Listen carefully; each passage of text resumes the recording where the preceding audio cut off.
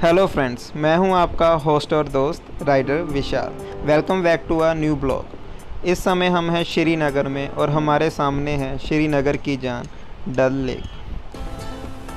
लाइटों से जगमगाती हुई डल लेक रात में बहुत ही सुंदर लग रही है। दिन में तो क्या ही कहने। ये है हमारे दोस्त सनी और हम अभी जा रहे हैं शिकारा राइड पर। इस समय हम मीना बाज़ार में हैं। चाचा से बात करने पर पता चला कि ये मार्केट उनके जन्म से भी पहले की है। डल लेक 26 स्क्वायर किलोमीटर में फैली हुई है। यहाँ पर हर रोज़ सुबह एक मार्केट लगती है जिसमें सब्जी खरीदी और बेची जाती है। और अभी हम मीना बाज़ार के लास्ट हिस्से में हैं, जहाँ पर हैदर मूवी की शूटिंग हुई थी। यहाँ पर शाहिद कपूर उस घर में आए थे और यहाँ से अब हम वापस अपने किनारे की तरफ चलेंगे।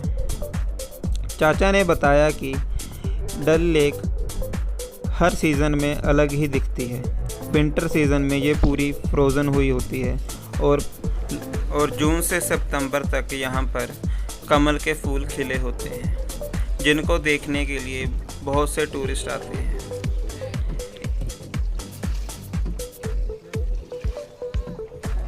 लेक में बहुत सी मूवीज़ की भी शूटिंग हुई है।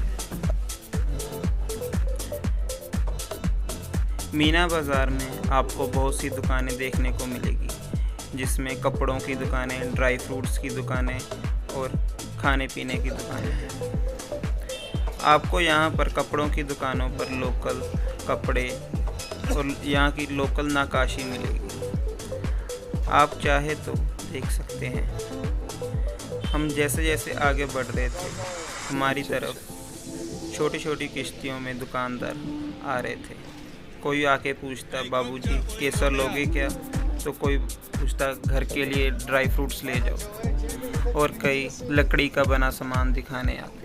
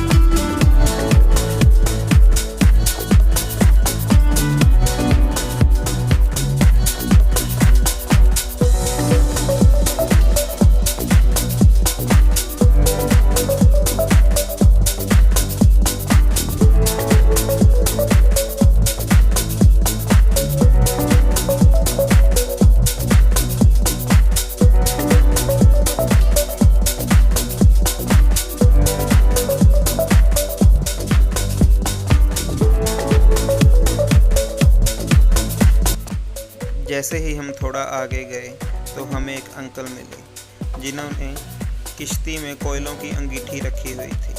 उन्होंने हमसे पूछा, बेटा कुछ खाओगे?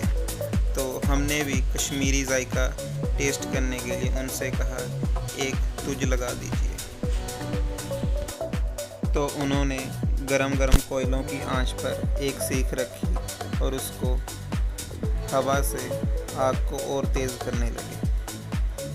जैसे जैसे आग बढ़ने लगी, सीख तैयार होने लगी और अंकल ने बड़े ही प्यार से उसको प्लेट में डाल के अखरोट की चटनी और प्याज की चटनी के साथ हमें दी।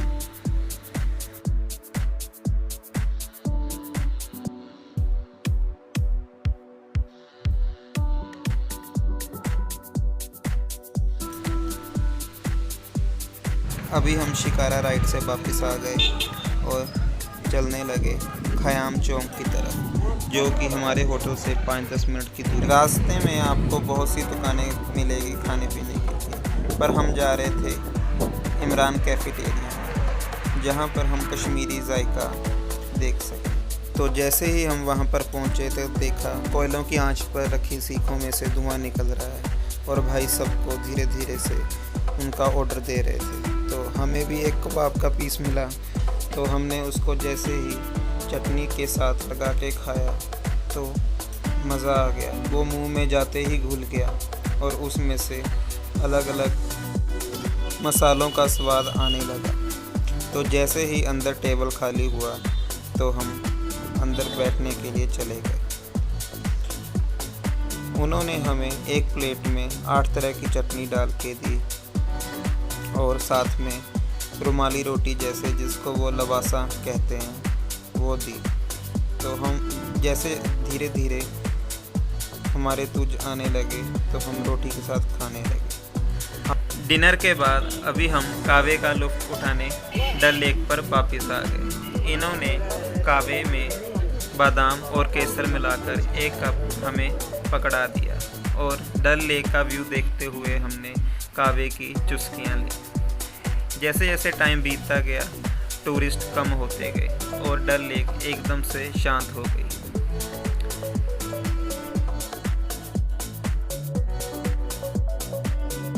इसी के साथ हम आज का सफ़र यहीं पे ख़त्म करते हैं और आपको मिलते हैं एक नए ब्लॉग में। Good night.